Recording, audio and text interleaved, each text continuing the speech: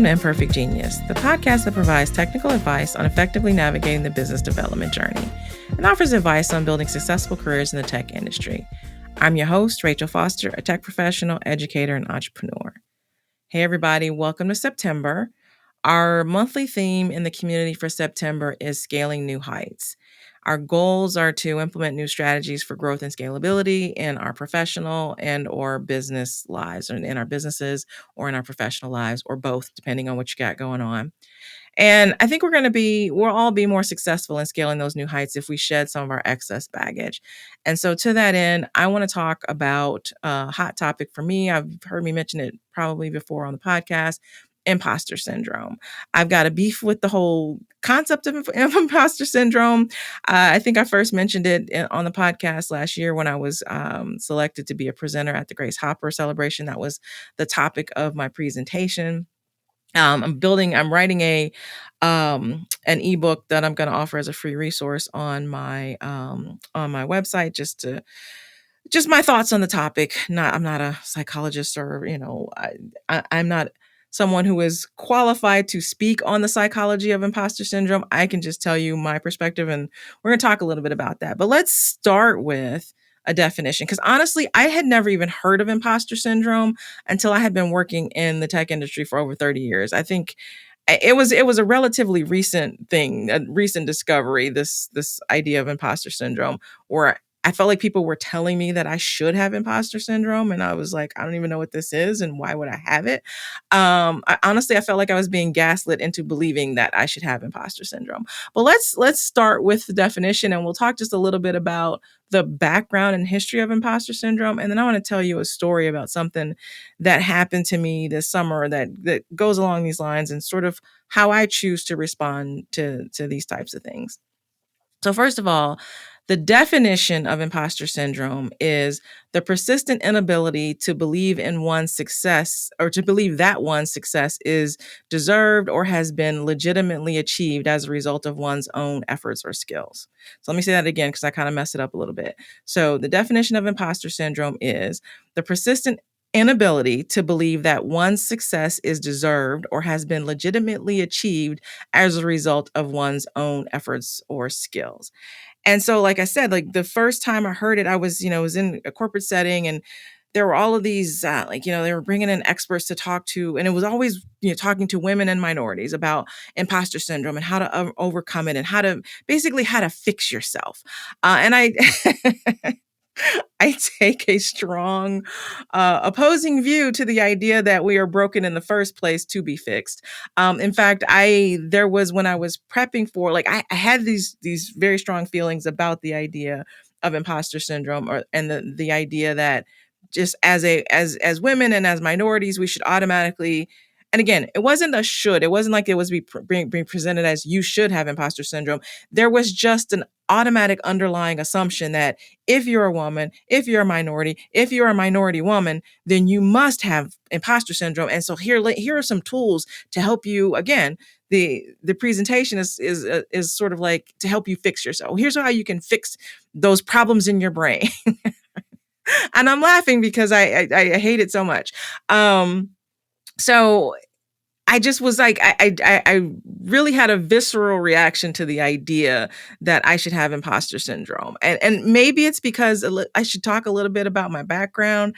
No, you know what? I think it'll be helpful in the story that I'm going to tell in just a minute. But I've been in tech for a long time, as I already mentioned. And so I'd already fought all the battles.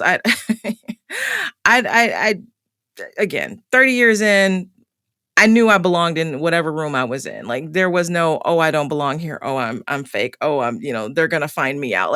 And that's the idea with imposter syndrome, that, you're feeling like, again, it's not deserved, and that, you didn't really achieve this with your own skills. And so, you're afraid that you're going to get found out, is part of the idea of imposter syndrome. And so when I was preparing for the presentation at Grace Hopper, I came across this article in the Harvard Business Review. And the title of it was "Stop Telling Women They Have Imposter Syndrome." And I was like, yes, let me read this. I was like, this sounds like this is exactly meant for me. Basically, the authors contend that the concept, which was originally developed to describe high achieving women's difficulty in accepting their accomplishment, that it didn't take into account systemic issues like racism and sexism and other biases that create and exacerbate feelings of self-doubt. Like even if you have feeling, which by the way, it's fine to have self-doubt.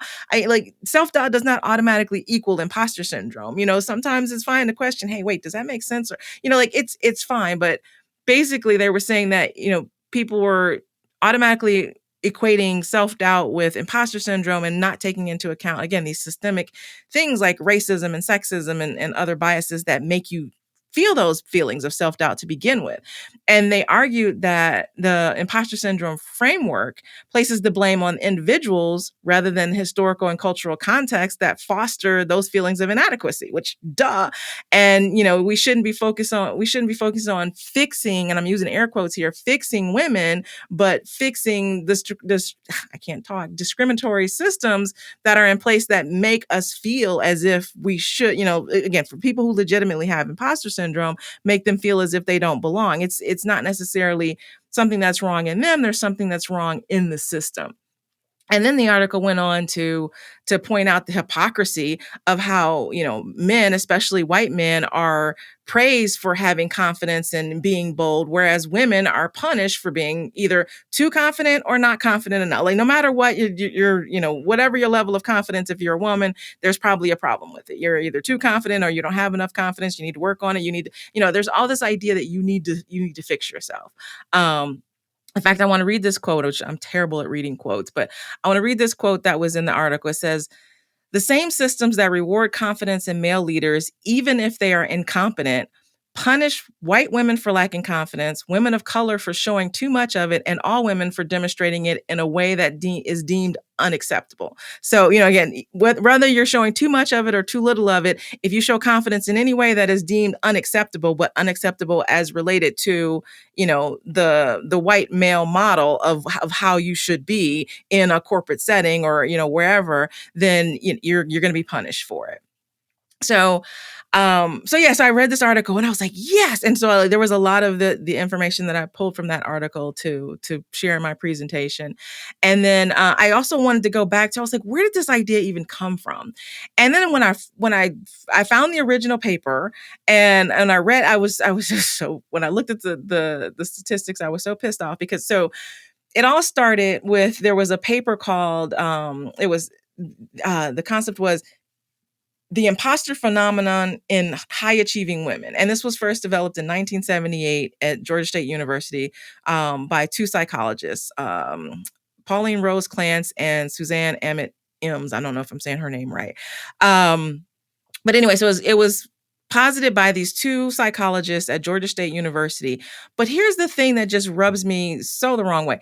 The subjects of when they were doing this research, their subjects, they only had 178 tests, or I don't want to call them test subjects. I don't know what they call them, but people that they study. And these were, by the way, their therapy clients and or students of the authors. So they only had their sample size was 178, primarily white upper and middle class women ages 20 to 45. So, so from the beginning, this idea, first of all, was never even meant to be applied to women of color.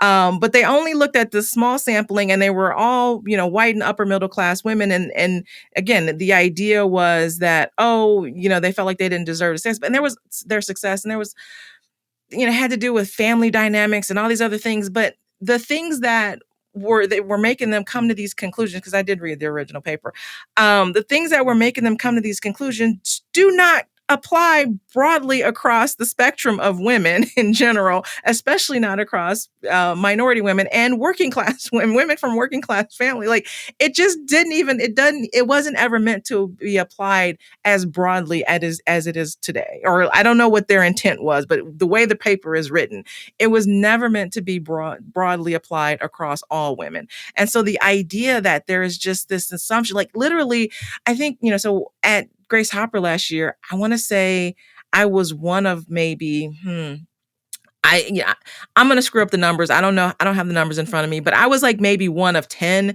presenters. And there weren't a whole lot of presenters. I mean, there were a lot of presenters because it was a big conference, but I'm going to what am I trying to say is, I don't know the percentage, but like 1 in 10 presenters who are talking on imposter syndrome, that's a lot. Like there's a lot of women standing there talking about imposter syndrome. It's just this prevalent thing, and it drives me insane.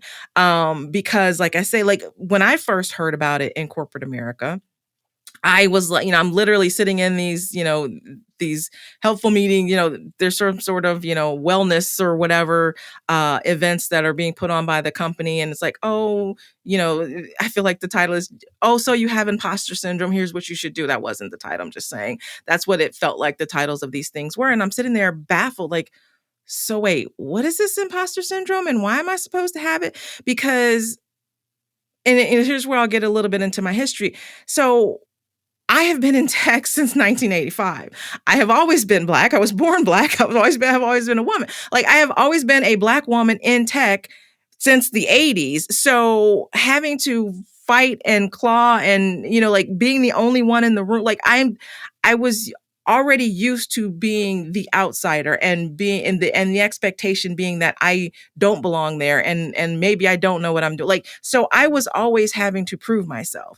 But I knew I knew my skills. I knew what I was doing. I knew my worth. So I was just used to always being in a position of being underestimated and having to prove myself. And very quick, I mean, let me back up. I will say my very first job ever, I was an intern at General Motors in outside of Detroit, a suburb of Detroit, Warren, Michigan. I was an intern at General Motors. I was 15 years old, and I was doing Fortran programming, and I was doing crash simulation because I studied computer science in high school. That was my major in high school before I even went on to college.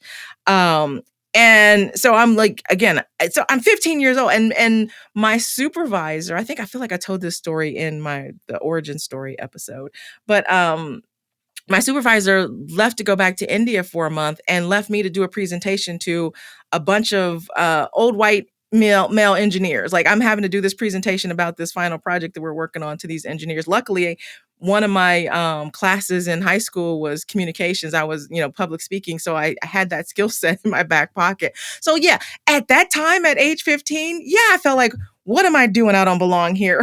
Like, so, but back then, I don't think there was such a thing. Well, again, 78. So I guess there was such a thing called imposter syndrome, but it wasn't thrown around the way it is now. But at that time, it would have been legitimate for me to feel like, wait a minute, I don't belong here, because again, I'm 15 years old talking to all these like, old engineers and giving a presentation on this crash simulation project that I'm doing. But, years and years and years and years later, after having like, because I started then and I never stopped working in tech, so years and years and years later, I knew that if I'm standing in front of a room talking about something, I'm standing there because I know the thing. I'm like, I volunteered to be up there, or, I was selected by a supervisor because I had the best, background or the knowledge. I wasn't just standing there because I was the token woman or the token Black person or whatever. So anyway, this is part of why I have like so much, such a visceral reaction to the idea that you should just automatically have imposter syndrome.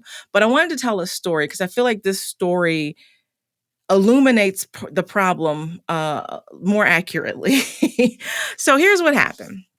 So there is this organization. I won't name the organization, but so there's this organization that does mentoring for business owners, and you can request a mentor, and you can request a specific mentor. And I had been trying to get a mentor from this organization for a while, and I specifically had been trying to get a Black female mentor because my business is for women. My business is for women of color, but more specifically, I want to help them as much as possible. And so I wanted to talk to someone who was in my demographic to talk about, strategies for marketing and sales and things like that. So I had been trying to get a Black female mentor from this organization, assigned to me from this organization, and it just kept falling through. They just kept saying, "Oh, that person's not available," and then I would ask for another person. "Oh, that person's not available."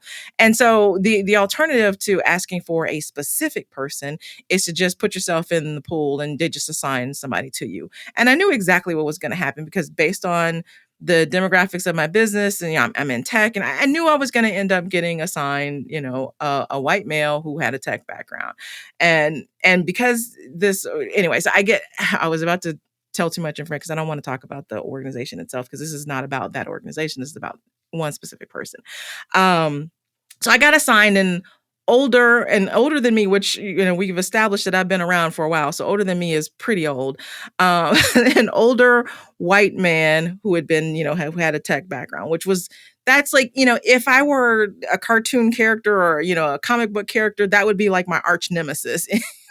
like an old white man from tech is like the complete opposite of what I needed from a mentorship perspective.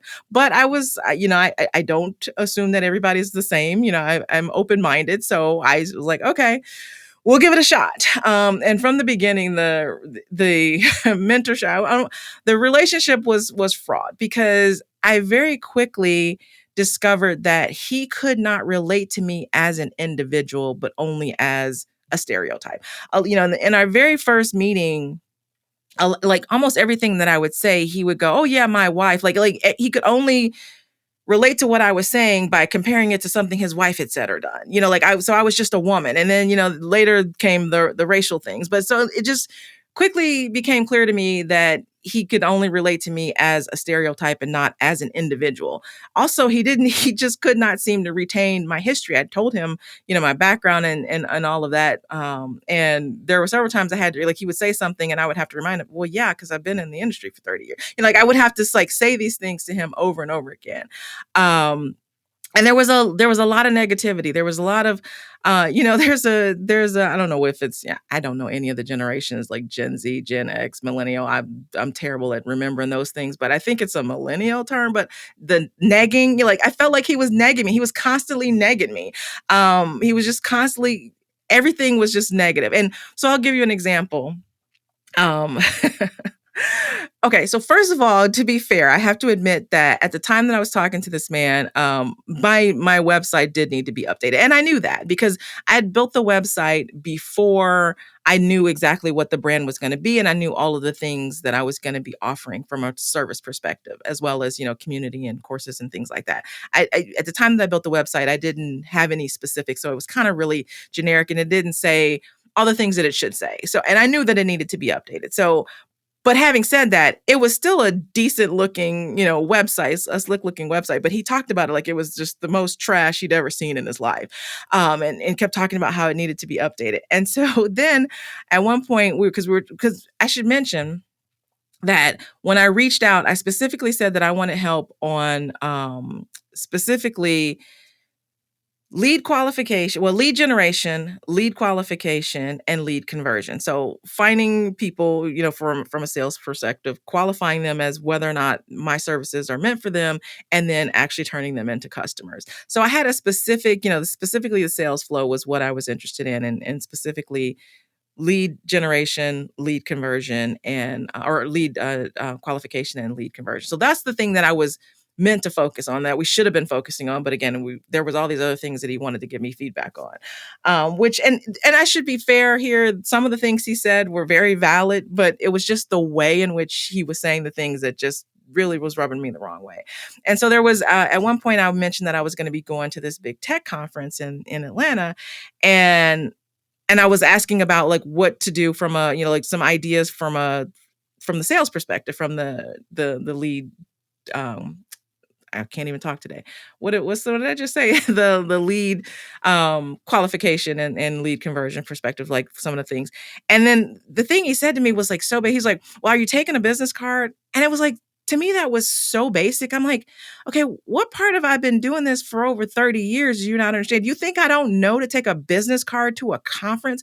But what I said instead, because I was like, well, yeah, I will have some paper business cards with me, but I'm writing this course on digital business, creating digital business cards. So instead, I'm going to have a QR code on my phone that people can scan. It'll take them to my digital business card. It'll also have marketing for my course. So like, I'm like, okay, yeah, I know that to take contact information, but here's how I'm going to, it's a tech conference, so I'm going to be tech about it. So here's how I plan on, addressing that.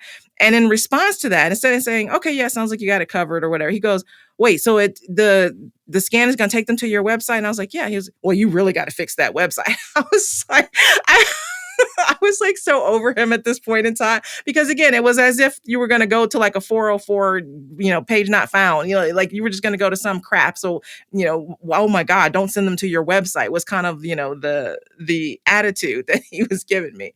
So like, this is the kind of thing that, I was having to deal with this guy. So what ultimately ended up being our last meeting, what happened was, I'm trying to remember how the conversation started. So we were still on the topic of the sales process, the sales flow, and identifying qualified potential customers and prospects. And one of the questions that I should mention, that I have two sides of my business. There's the corporate consulting that I do, and then there's the consulting for individuals. And I'm trying to move more into exclusively doing small business consulting and move away from corporate. And so he asked me, he said, well, how do you find your corporate client? He's like, because I'm like, well, I specifically want to find small business clients. I don't want to find corporate clients. And he was like, well, how do you find your corporate clients? I said, well, that's just word of mouth and reputation. I've been in the business for a long time. And so somebody needs a project manager, or they need, a software engineer for this, that, or the other. People know me. They call me up. Hey, are you available? Or et cetera. Like I was like, my last couple of corporate gigs, that's how I got it. People knew I was available, and they knew there was an opening, and literally my last corporate gig, it was, it was just a, when can you start?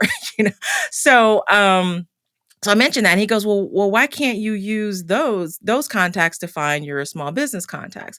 And I said, well, because I've only ever worked in corporate America for like Fortune 500 companies. We're talking like big companies. They don't necessarily know small business owners. Like they don't even play in the same field or whatever.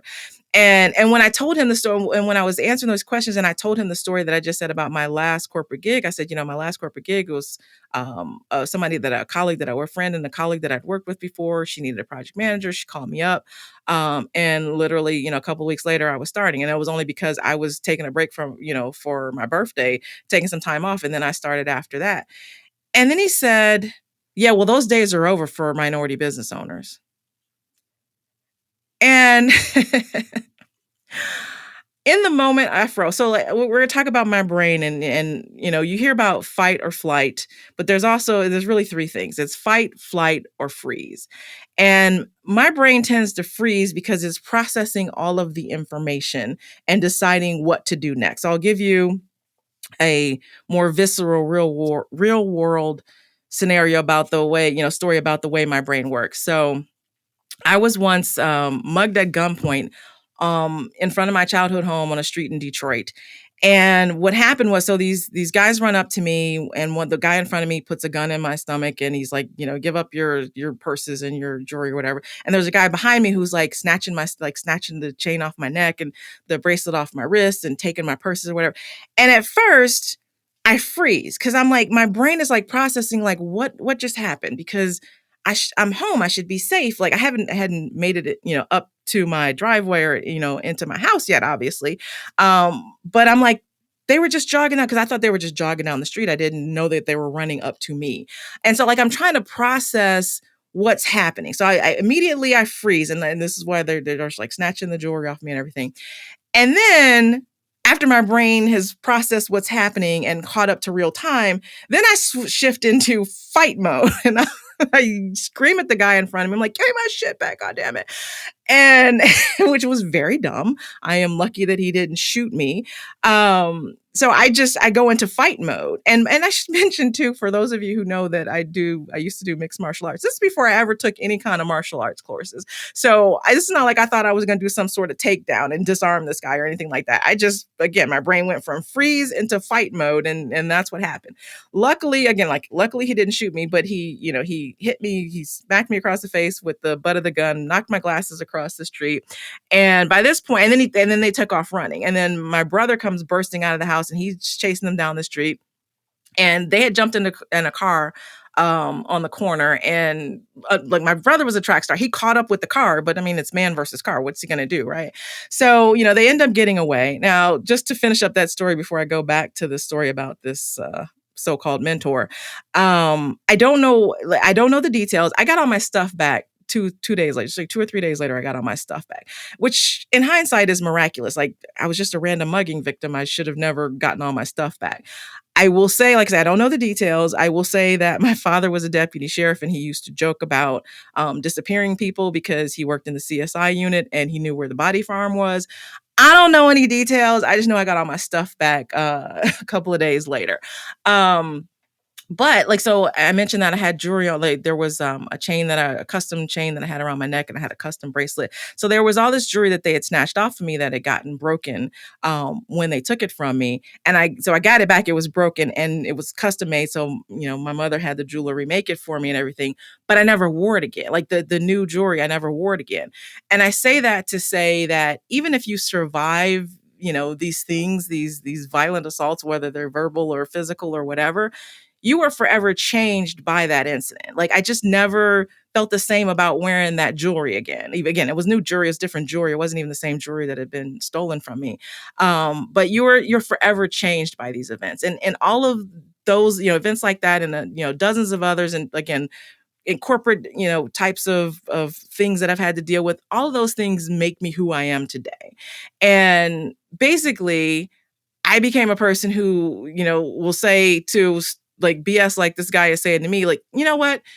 Your Jedi mind tricks don't work on me. Only respect. Like that is the currency that I deal in. And in this regard, you are bankrupt. So we need to end this business relationship.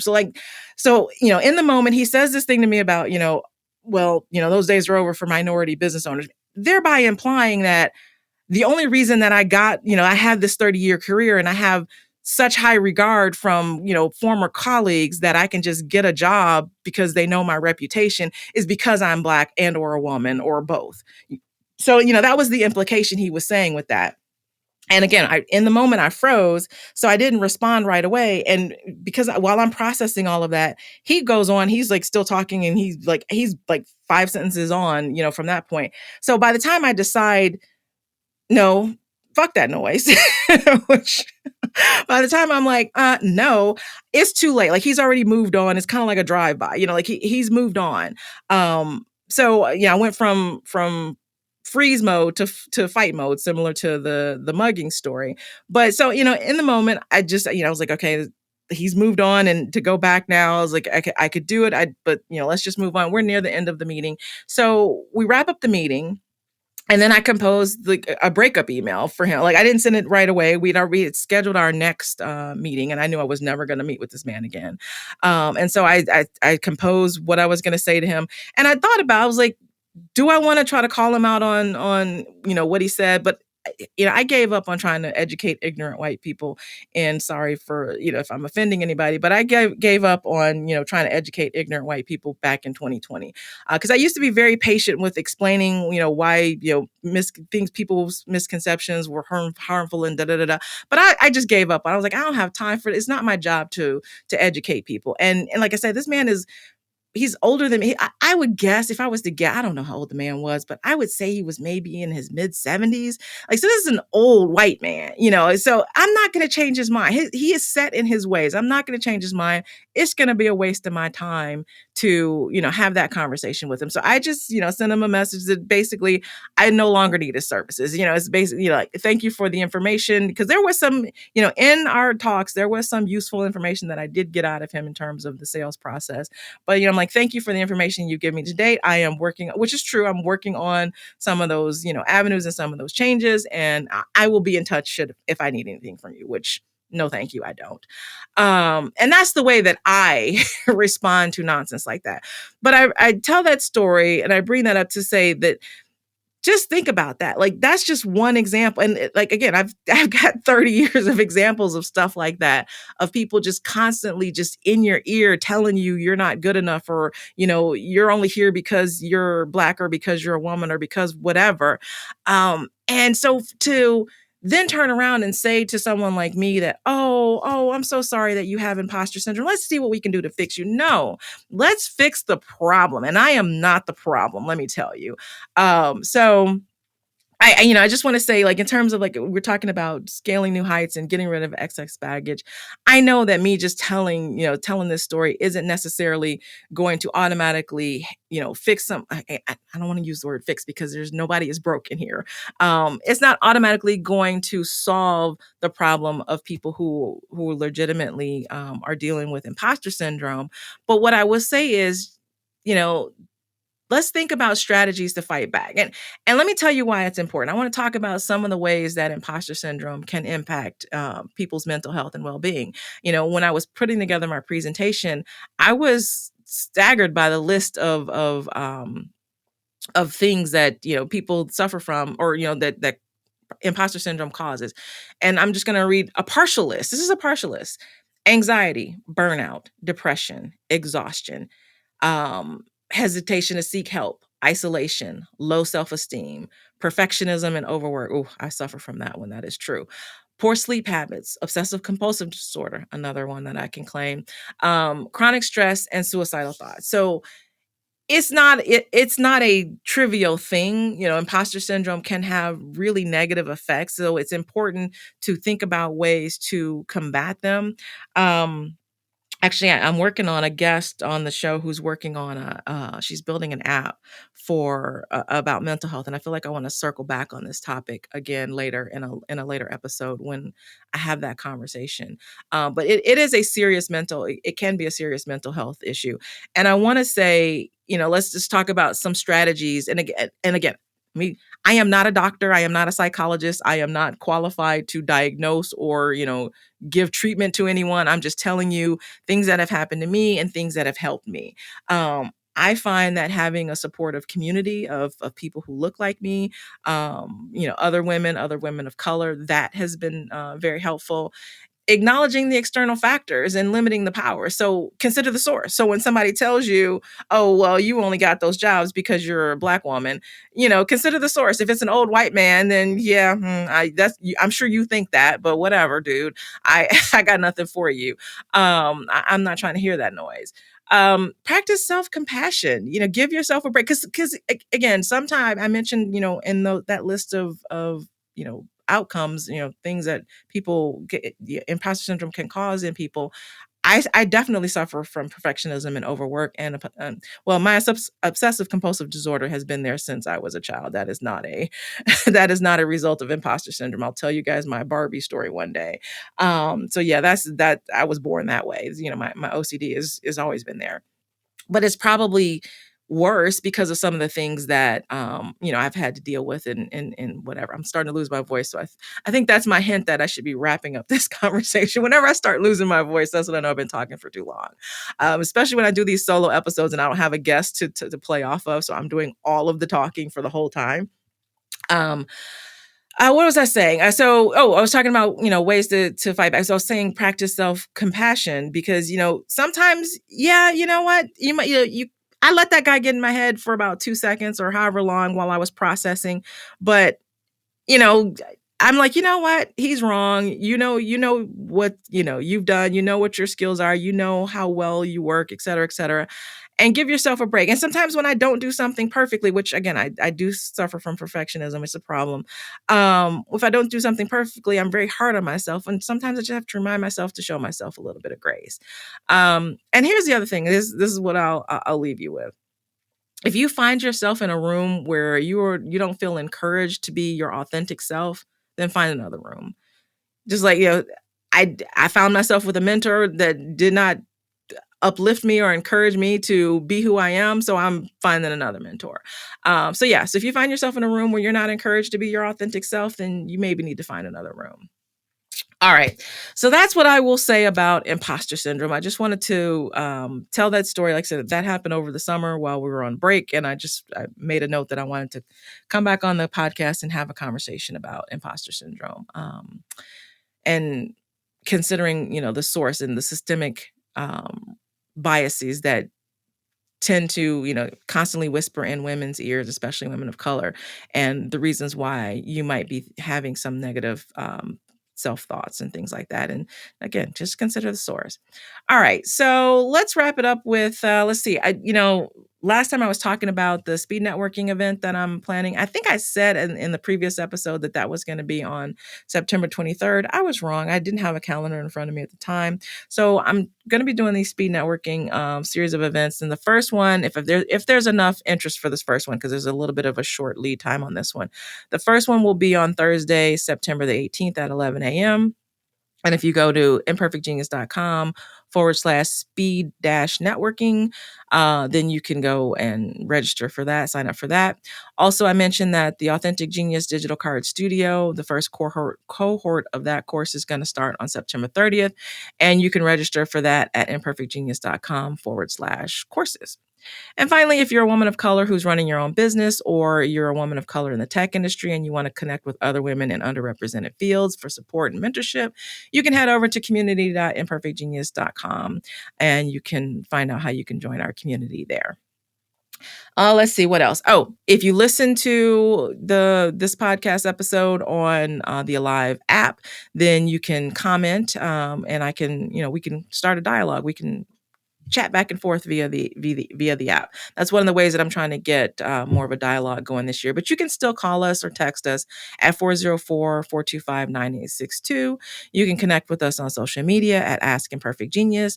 And also, I'm still got the coupon code from last time, celebrating the fact that we're now on the Alive network. So if you want 15% off your first purchase of Imperfect Genius branded t-shirts or hats or stickers, you can head over to imperfectgenius.com/shop and use the coupon code ALIVE15. That's ALIVE15 for 15% off your first purchase. And until next time, I'm Rachel Foster, reminding you, while your journey may not be flawless, it can be phenomenal.